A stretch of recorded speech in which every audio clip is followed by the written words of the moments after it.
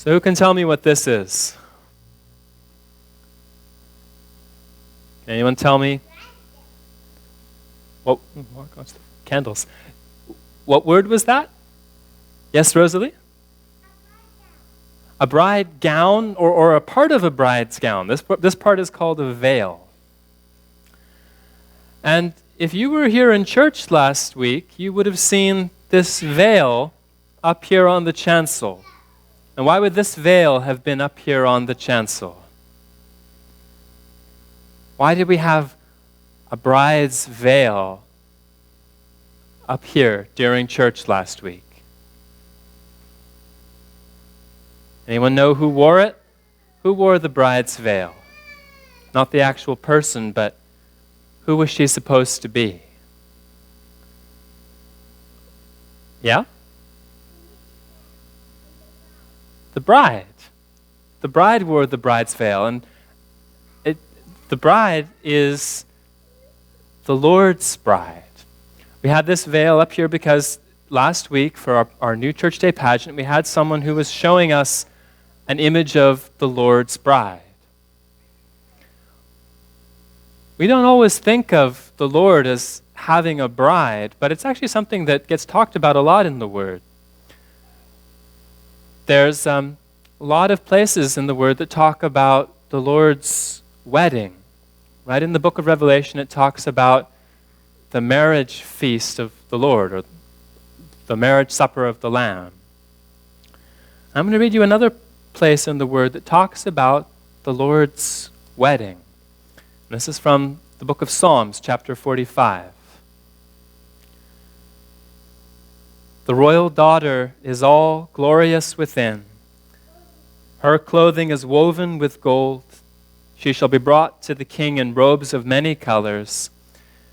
The maidens, her companions who follow her, shall be brought to you. With gladness and rejoicing they shall be brought. They shall enter the king's palace. Instead of your fathers shall be your sons, whom you shall make princes in all the earth. I will make your name to be remembered in all generations.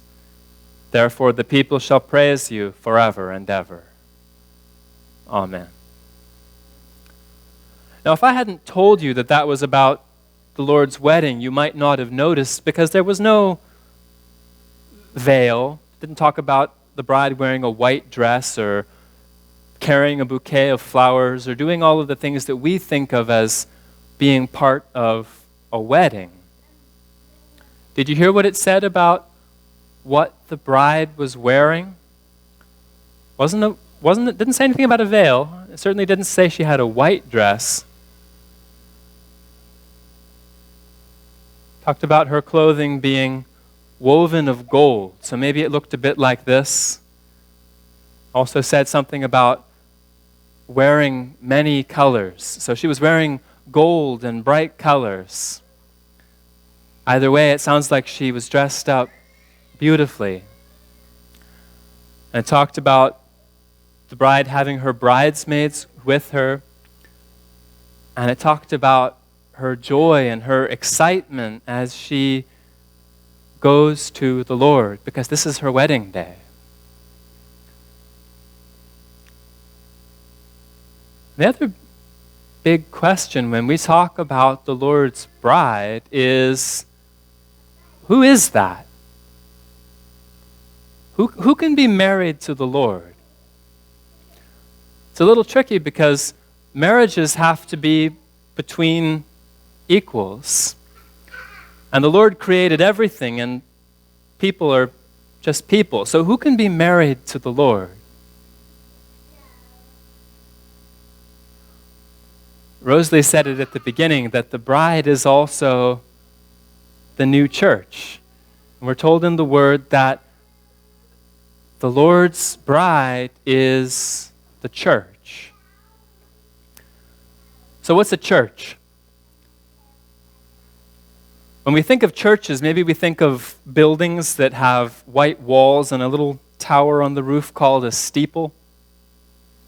Do churches have to look like that? Our church building doesn't look like that, right? So churches can look a lot of different ways. A church isn't really a building that looks a certain way. And in fact, a church really isn't a building at all. Is it this building or the people in it that make this church a church? Go on and say it. Who makes this church a church, or what? People, of course. People are what make the church a church. And is the Lord's church made out of people here in Toronto, or maybe a few more?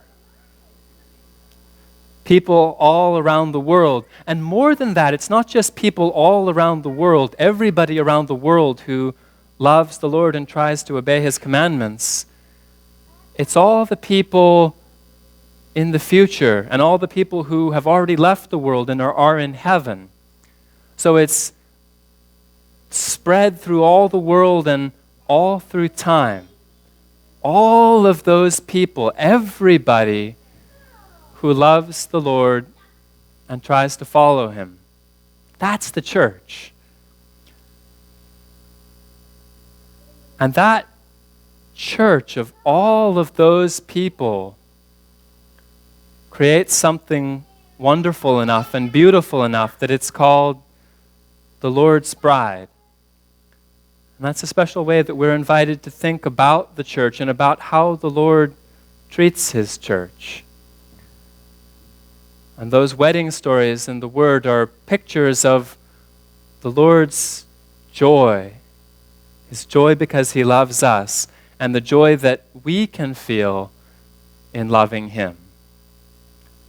Amen.